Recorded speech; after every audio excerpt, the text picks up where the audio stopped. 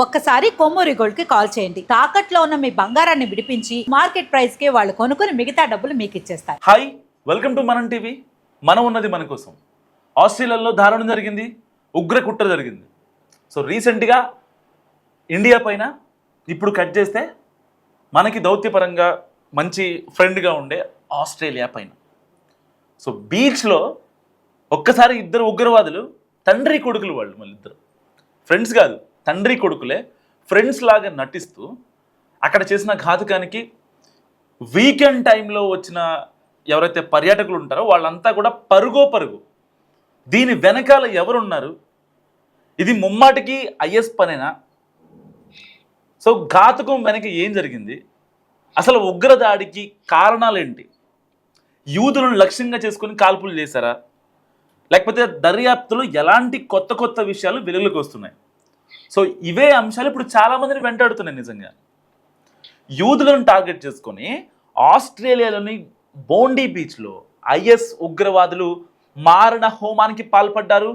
So యూదులు హనుకా అని ఒక చిన్న ఈవెంట్ చేసుకుంటూ ఉంటారనమాట.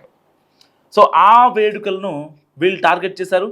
సో ఈ పండుగను లక్ష్యంగా చేసుకొని ఇద్దరు వ్యక్తులు దాడికి పాల్పడ్డారు. అయితే ఇక్కడ ట్విస్ట్ ఏంటంటే నిందితులు ఇద్దరూ కూడా తండ్రి కొడుకులుగా దర్యాప్తు బృందం అక్కడ ఎవరైతే న్యూ సౌత్ వేల్స్ పోలీసులు ఉంటారో వాళ్ళు గుర్తించిన పరిస్థితి. అండ్ వీళ్ళిద్దరి పేరు సాజిద్ అక్రమ్ అండ్ నవీద్ అక్రమ్. సాజిద్ అక్రమ్ వయసు 50 ఏళ్ళు, ఆయన కొడుకైన నవీద్ అక్రమ్ వయసు ఏమో 24 ఏళ్ళు, కుర్రోడు. నిందితులిద్దరూ కూడా పాకిస్తాన్ నుంచి వచ్చారు. సో కాల్పుల తర్వాత అలర్ట్ అయిన స్థానిక పోలీసులు ఎదురుదాడి చేశారు. ఈ ఘటనలో సాజిద్ స్పాట్లోనే మృతి చెందాడు. సాజిద్ వద్ద 6 ఆయుధాలని, అత్యాధునిక ఆయుధాలను కూడా వాళ్ళు స్వాధీనం చేసుకున్నారు. మరి వీళ్ళు పాకిస్తాన్ నుంచి వచ్చారు కాబట్టి వీళ్ళకి అయితే ఆ టెర్రరిస్ట్కి యాక్టివిటీకి సంబంధించిన గన్స్ కావచ్చు, బుల్లెట్స్ కావచ్చు, అత్యాధునిక ఈ సౌకర్యాలు ఎవరు వాళ్ళకి సమకూర్చారు? ఫ్లైట్లో తేడం కష్టం, మరి ఆస్ట్రేలియాలోనే మరి వీళ్ళకి సమకూర్చారా అన్న అనుమానాలు కూడా వ్యక్తమవుతున్నాయి. అంటే ఉగ్రవాద ప్రేరేపిత సంస్థలు ఆస్ట్రేలియాలో కూడా ఉన్నాయి అనే దానికి ఇది ఒక నిదర్శనం. బేసిక్గా డైరెక్ట్గా వీళ్ళు ఉగ్రవాదం చేయాల్సిన అవసరం లేదు. ఇప్పుడు దొంగకి దొంగతనం చేయాల్సిన అవసరం లేదు, దొంగకి హెల్ప్ చేసిన చాలు. సో సాజిద్కి 10 ఏళ్ల కిందట అంటే 2015 నుంచి ఈ గన్ లైసెన్స్ ఉంది. సో అది న్యూ సౌత్ వేల్స్ పోలీసులు చెప్తున్నమాట. అండ్ ఒక హంటింగ్ క్లబ్లో కూడా ఈ సాజిద్ ఒక సభ్యుడిగా ఉన్నాడు. సో నిందితుల్లో ఒకరు ఆస్ట్రేలియా సెక్యూరిటీ ఇంటెలిజెన్స్ ఆర్గనైజేషన్ ఏజెన్సీలో నిఘాలో ఉన్నట్లు కూడా అంతర్జాతీయ ఈ ఆర్టికల్స్ అన్నీ చెప్తున్నటువంటి పరిస్థితి. సో వాటి నుంచి ఎలాంటి ముప్పు లేకపోవడంతో పోలీసులు సీరియస్గా తీసుకోలేదు స్టార్టింగ్లో. ఈ కాల్పులను ఉగ్రవాద సంఘటనగా ప్రకటించింది ఆస్ట్రేలియా. అండ్ దాడుల్లో ఒక కారు వద్ద 2 ఇస్లామిక్ స్టేట్ జెండాలు కూడా పోలీసులు స్వాధీనం చేసుకున్నారు. సో ఈ ఘటనలో మొత్తం 16 మంది టూరిస్టులు మృతి పడ్డారు. నిజంగా చాలా దారుణం, అంటే ఎంత దారుణం చూడండి. 16 మంది టూరిస్టులు చనిపోయారు. ఎవరు దీనికి సమాధానం చెప్పాల్సింది? అక్కడి ప్రభుత్వాల, అక్కడి పాలకుల, అపశుభం తెలియని పసికందుల, సీనియర్ సిటిజన్స్ ఉన్నదా చనిపోయిన వాళ్ళలో? వాళ్ళు ఏం పాపం చేశారు? వాళ్ళు నమ్ముకొని ఎంతమంది ఇంటికాడ వెయిట్ చేస్తూ ఉంటారు? నిజంగా తీవ్రంగా గాయపడిన ఎవరైతే ఉంటారో వీళ్ళంతా హాస్పిటల్లో చికిత్స పొందుతున్నారు. అండ్ నవీద్ అక్రమ్ కూడా ఆసుపత్రిలో చికిత్స పొందుతున్నాడని కూడా అక్కడ పోలీసులు చెప్తున్న పరిస్థితి. అండ్ సెయింట్ జార్జ్ హాస్పిటల్లో చికిత్స పొందుతున్న నిందితుడి పరిస్థితి స్థిరంగా ఉన్నట్లు కూడా చెప్తున్నారు. అండ్ సాజిద్, నవీద్ ఇద్దరు పాకిస్తానీలు. సో ఇస్లామిక్ స్టేట్ ఐఎస్ గ్రూప్కి వీళ్ళు వీర విధేయులుగా ఉన్నారట. సో ఐఎస్ ఉగ్రవాద సంస్థతో నవీద్ అక్రమ్కు సన్నిహిత సంబంధాలు ఉన్నాయి. ఆ కారణంగా ఆస్ట్రేలియా దేశీయ నిఘా సంస్థ అయిన ఏఎస్ఐఓ 6 సంవత్సరాల పాటు అతన్ని పరిశీలించింది. 2019లో ఆస్ట్రేలియాలో తిరుగుబాటుకు కుట్ర పన్ని అరెస్ట్ అయి జైలు శిక్ష అనుభవించిన ఐఎస్ కార్యకర్త ఇసాక్ ఎల్ మటారీతో కూడా ఇతనికి సంబంధాలు ఉన్నట్టు గుర్తించారు పోలీసులు. అండ్ బోండీ బీచ్లో ఆదివారం మధ్యాహ్నం హనుక్కా వేడుక జరుపుకోవడానికి దాదాపుగా 1000 మందికి పైగా ప్రజలు గుమికూడారు. దీన్ని గమనించిన సాజిద్ పొడవైన బ్యారల్తో, తుపాకులతో విచక్షణ రహితంగా పర్యాటకులపై కాల్పులకు తెగబడ్డాడు. ఒక్కసారి వెనక్కి వెళితే గతంలో జమ్మూ కాశ్మీర్లో పెహల్గామ్లో కూడా ఇలాగే చేశారు వాళ్ళు. సో ఇలాంటి టెర్రరిస్టులు అంటే ఇక్కడ మన ఇండియాలో జరిగిన ప్యాటర్న్ వేరు, అక్కడ జరిగిన ప్యాటర్న్ వేరు. కానీ జరిగిన ఒక ఈ 16 మంది 15 మంది కాల్పులు కావచ్చు, వాళ్ళని చంపడాలు కావచ్చు, ఎంత ఒకటే బేసిక్గా చెప్పాలంటే. ఇక్కడేమో వాళ్ళ అబ్బాయిలను అయితే పురుషాంగం చూయించండి అని చెప్పి వాళ్ళని పెహల్గాంలో చంపేశారు. నిజంగా మీరు హిందువా ముస్లిమా అని చెప్పి వాళ్ళని చంపేశారు. ఇక్కడేమో విచక్షణ రహితంగా అసలు ఎవరు ఏంటి అనేది కాదు, ముందు వాళ్ళని చంపేయాలి. సో బోండీ బీచ్లో జరిగిన దారుణం చూసిన మీరు ఒకసారి ఆ విజువల్ చూసుకోవచ్చు. ఎంత దారుణంగా ప్రజలంతా ఎంత ఇబ్బంది పడుతున్నారు బాబు. ఎవరికి చెప్పుకోలేని స్థితి, అసలు ఎవరో ఏంటో అర్థం కాని సిచ్యువేషన్. హనుక ఒక వేడుక ఉందంటే యూదులు మొత్తం చేసుకుంటారంటే ఆస్ట్రేలియా, ఇంకా సిడ్నీ, మెల్బోర్న్, చాలా సిటీస్ నుంచి చాలామంది వచ్చారు. కొంతమంది చార్టర్డ్ ఫ్లైట్స్ కూడా పట్టుకొని వచ్చారు. కొంతమంది ఆ వేడుకల్లో పాల్గొందాం నలుగురితో కలిసి. కొంచెం అంటే వీక్ మొత్తం కష్టపడతాం కదా, కనీసం వీకెండ్లో అయినా కొంచెం ఫ్యామిలీతో కావచ్చు, ఫ్రెండ్స్తో కావచ్చు, హ్యాపీగా ఉందాం.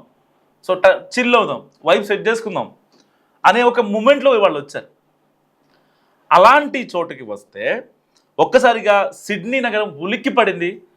బీచ్ నుంచి కాల్పులతో నిజంగా పరుగు అని చెప్పాలి. 15 మంది టూరిస్టులు, ఒకరు కాదు ఇద్దరు కాదు,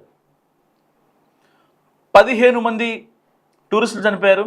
సో కాల్పులు జరుగుతున్న సమయంలో ఒక షూటర్ చెట్టు వెనక దాగి ఉన్నాడు. ఇంతలో కార్ల వెనక దాక్కున్న పౌరుడు అసాధారణ ధైర్యంతో ఆ దుండగుడి పైకి దూకి అతడి మెడను పట్టుకొని కిందకి నెట్టాడు. అంతేకాక ఆ టెర్రరిస్ట్ చేతిలో ఉన్న రైఫిల్ని లాక్కొని ఆ తుపాకీని షూటర్ వైపు గురిపెట్టాడు. నిజంగా ఆ సివిలియన్ ఎవరైతే ఉన్నారో ఆ సివిలియన్ వీరోచిత చర్యతో ప్రాణ నష్టం జరగకుండా ఆగిందని భావిస్తున్నారు పోలీసులు. ప్రస్తుతం ఆ వీడియో సోషల్ మీడియాలో వైరల్గా మారింది. ఒక్కసారి ఆ వీడియో మీకోసం ఒకసారి చూడండి.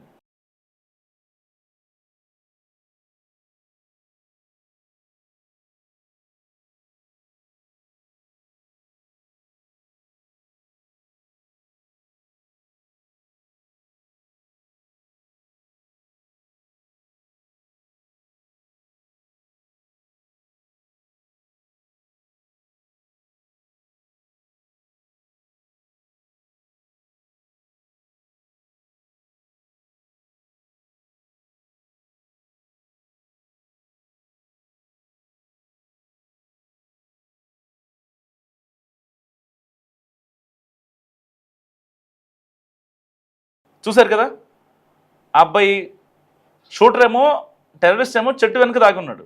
ఇంతలో ఆ కార్ల వెనక దాక్కున్న ఎవరైతే బిక్కుబిక్కుమంటూ ఉన్న సివిలియన్ ఎవరైతే ఉన్నారో, ఆస్ట్రేలియన్ సివిలియనా లేకపోతే అక్కడికి వెళ్ళిన వీసా మీద వెళ్ళిన సివిలియన్ తెలీదు. బట్ పోతేనే ఒక్కడనే పోతా, కానీ అందరూ బతుకుతారు. అసాధారణ ధైర్యంతో ఒక్కసారి ఆ టెర్రరిస్ట్ పైకి దూకి మెడ పట్టుకుని కిందకి నెట్టాడు. ప్రస్తుతం స్క్రీన్ పైన ఆ విజువల్ మనం చూస్తున్నాం. అంతేకాక దుండగుడి చేతిలోని రైఫిల్ని కూడా లాక్కొని ఆ తుపాకీని షూటర్ వైపు గురిపెట్టాడు. నిజంగా చాలా దమ్ము ఉండాలి అలా ఆ టైంలో అలాంటి పనులు చేయాలంటే. ఎంతవరకు మనం సేఫ్గా ఉండాలి, మనం ప్రాణాలతో బతకాలి, ఇంతవరకే ఉంటుంది ఆ టైంలో. వాళ్ళ ఫ్యామిలీ వరకే, వాళ్ళ పిల్లలు కావచ్చు, వాళ్ళ భర్తలు కావచ్చు, వాళ్ళ భార్యలు కావచ్చు, వాళ్ళ అమ్మలు కావచ్చు, వాళ్ళ నాన్నలు కావచ్చు. అంటే మనం ఏదైనా ఒక సిచ్యువేషన్లో ఉన్నామంటే వాళ్ళ వరకు గుర్తొస్తారు. కానీ ఇతను మాత్రం బియాండ్ ద బాక్స్ ఆలోచించి వీళ్ళందరినీ కాపాడాలి నేనని చెప్పి చాలా వీరోచితంగా, చాకచక్యంగా వెంటనే ఆ టెర్రరిస్ట్ పైకి దూకేశాడు అనమాట. సో అందరూ సేఫ్ అయ్యారు. ఆస్ట్రేలియాని బోండీ బీచ్లో కాల్పులు కలకలం రేగింది. ఈ దుర్ఘటనలో 15 మంది మృతి చెందారు. పర్యాటకులు వీళ్ళంతా ఉల్లాసంగా గడుపుతున్న సమయంలో బీచ్లోకి ప్రవేశించిన 2 గన్మెన్లు ఒకసారి ఫైరింగ్ చేశారు. దీంతో వందలాది మంది పర్యాటకులు ప్రాణాలు అరచేతులు పెట్టుకుని పరుగులు తీశారు. సో ఆదివారం కావడంతో బాండీ బీచ్కి పర్యాటకులు చాలా ఎక్కువ మంది వచ్చారు. అండ్ పర్యాటకులు ఉల్లాసంగా గడుపుతున్న సమయంలో ఒక్కసారిగా కాల్పులు జరిపారు ఆ 2 దుండగులు. సో భారీ గన్లతో పెద్ద అవి గన్స్కి అటాచ్ చేస్తారు కదా, సో వాటిలతో కాల్పులు జరిపారు. నిజంగా ఒక వ్యక్తి చేసిన, అక్కడ సివిలియన్ చేసిన సాహసం, షూటర్ నుంచి గన్ లాక్కున్నాడు. ఈ ఘటనకు సంబంధించిన వీడియోలు కూడా తెగ వైరల్ అవుతున్నాయి. సో 50 మందికి పైగా కాల్పులు జరిపారు. సో దీంట్లో 15 మంది చనిపోయారు.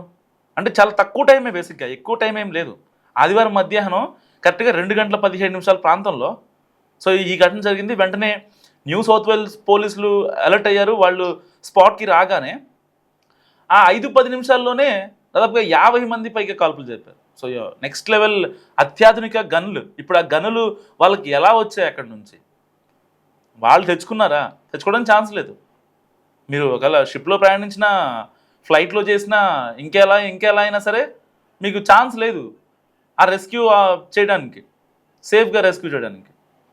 సో ఎట్ ఎనీ కాస్ట్ వాళ్ళకి సిడ్నీ నుంచి కానీ మెల్బోర్న్ నుంచి కానీ సో ఎవరో సహాయం చేస్తున్నారు ఇండైరెక్ట్గా. సో ఇది న్యూ సౌత్ వేల్స్ పోలీసులు కూడా ఒక అంటే ఫస్ట్ ఇన్వెస్టిగేషన్ రిపోర్ట్ అంటాం కదా మనం ఇండియాలో. సో అక్కడ కూడా దీనికి ప్రైమరీ ఒక ప్రాథమిక విచారణ జరిపిన తర్వాత సో వాళ్ళు కూడా కన్ఫర్మేషన్ చేయాల్సి ఉంటుంది. అండ్ దీనికి సంబంధించిన వీడియోస్ అయితే ఏదో సినిమాలో, బాలీవుడ్ సినిమాలో ఉంటాయి కదా, ఆ గన్నులతో కాల్చుకోవడం, కార్లు పేలిపోవడం, ఇలాంటివి మనం చూస్తూ ఉంటాం. సో వాళ్ళు విఎఫ్ఎక్స్ వాడతారా లేకపోతే నెక్స్ట్ లెవెల్ యానిమేషన్ వాడతారా అనేది పక్కన పెడితే ఇక్కడ లైవ్లో చూసాం మనం. సో అలాంటి వీడియోస్ ఇప్పుడు సోషల్ మీడియాలో తెగ వైరల్ అవుతున్నాయి. ఒకసారి విజువల్స్లో చూసుకోవచ్చు మీరు. ఈ ఉగ్రకుట్ర గురించి మీరేమనుకుంటున్నారు? మస్తుగా కామెంట్ చేయండి. చూస్తూనే ఉండండి మనం టీవీ.